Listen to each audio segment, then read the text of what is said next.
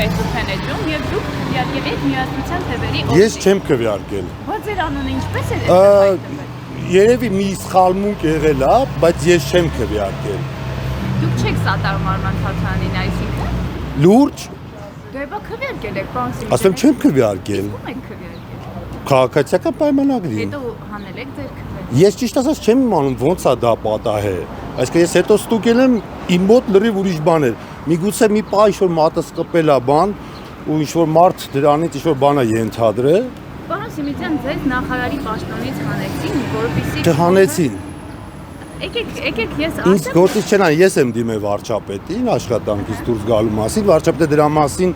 նոր նախարարի նշանակման ժամանակ ասել է։ Շատ լավ, իսկ ինչու հեռացաք։ Ինչ չէիք կարողանում անել։ Գուցե մտածում եք, որ քոփը կտապալվի ձեր ներկայությամբ, չէ՞։ Լուրջ եք ասում, չէ՞ ժողովուրդ, դա մի քանի երևի հանգամանքների հետ էր կապված, որովհետեւ տեն ստրեսային բան չի եղել, երևի ճիշտ էր այդ բային տենց որոշում կայացնել, տենց եմ կայացրել։ Հիմա ինչով եք զբաղվում։ Հիմա քաղաքականությամբ տեխնացու եմ։ Գալիքներ ունեք։ Անձամբ իմ թե մեր ուժի համար։ Ձեր եւ ձեր ուժ։ Ես էլ մեր ուժն էլ հաղթելու է։ Դուք կլինեք առաջին 50-յակում, պարոն։ Չգիտեմ, էդի կուսակցականները հիմա տեսնում եք ինչ գործընթաց է։ Բայց համար պետք է լինեք այդտեղ։ Ես եկեք չգնահատեմ, էլի, հա, ինչ արժանինքների համար։ Չէ, կարել, որ ձեզ պետք է հիշեն այդպես ու ձեզ ընտրեն նախ առաջին 50-յակում, հետո խորհրդարանական ընտրություն։ Էլի եմ ասում, ես հիմի չգնահատեմ, թե ես ինչ արժանինքներ ունեմ, մեր գործընկերները կուսակցության գնահատեն ունեմ թե չէ, եւ ըստ այդմ կհասկանանք, թե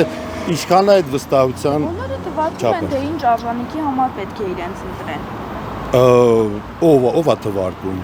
Օրինակ ասում են, այս ինչ գործն են կարել Երևանի քաղաքապետերը ասում են, որ մենք քաղաքն ենք բարեկարգում, բայց այդ բարեկարգումը ոչ ոք չի տեսնում։ Օրինակ դուք մի բան, մի գործ արել եք, որ օրինակ հասարակ քաղաքացին ասի, այո, ես կընտրեմ Հակոբ Սիմոնյանին։ Գործընկերներ ջան, ես 3.5 տարի շրջակա միջավայրի նախարար եմ աշխատել։ Դրանից առաջ վարչապետի գլխավոր խորհրդականն եմ եղել, դրանից առաջ եղել եմ իշխող խմբակցության քարտուղարը։ Դժվար չէ այդքան ժամանակվա ընթացքում որևէ բան արած չլինեի, շատ բան եմ արել, բայց եկեք ես դրանց մասին չխոսեմ, հա։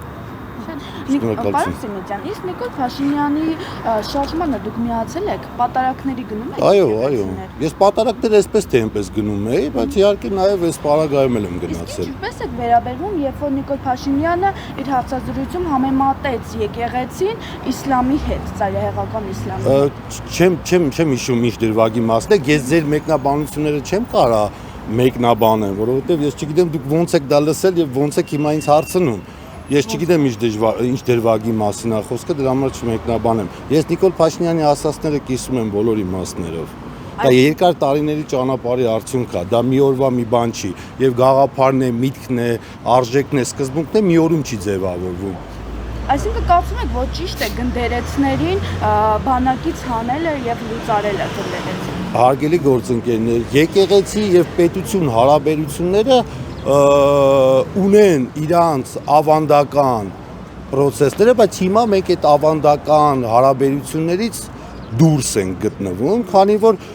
եկեղեցում կան բարձրաստիճան հոգևորականներ եւ իհարկե նաեւ ամենագլխավորը, որոնք լրջագույն հարցեր են առաջացնում մեր հոգևոր արժեքների, մեր եկեղեցու եւ եկեղեցու ընկալումը հասարակության մեջ ուղղությամբ եւ այս հարցերին պատասխան անպայման պետք է տալ եւ կտան։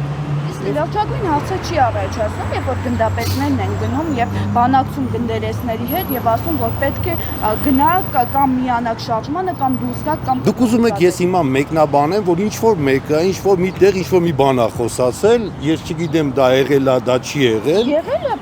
տարբեր հայտարարություններ են եղել։ Ես չգիտեմ ով ում հետ է խոսացել, ես չեմ կարող մեկնաբանել, ես չգիտեմ ինչ գնդապետ ինչ է արել։